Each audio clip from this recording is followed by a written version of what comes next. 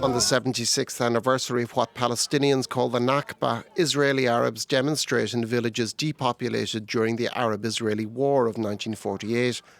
Residents of these villages in northern Israel fled their homes when fighting broke out and were later prevented from returning by Israeli troops. The current conflict in Gaza was also on their minds. I'm here to show solidarity and support to my Palestinian brothers and sisters in their fight for the right to return to their stolen land.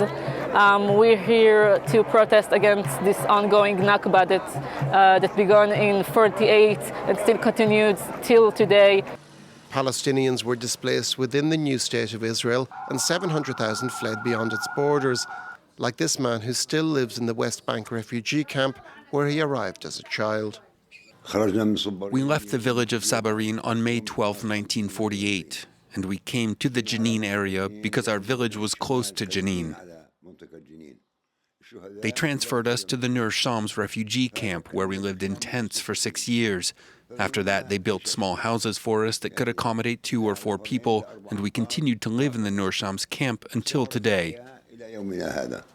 People in Gaza also marked Nakba Day. More than 1.5 million have been displaced in the 7 months of war, and some see life in the coastal enclave as history repeating itself. We lived through the Nakba not just once, we were displaced several times. Palestinian exile, we lived through it not just once but several times. In 2014 we were displaced, in 2008 we were displaced, in 2022 we were displaced. I was a child in 1967 as well, and the circumstances were very difficult. Palestinians have long called for the right to return to the homes they lived in before 1948. For people in Gaza, just returning to their current homes is still a long way off.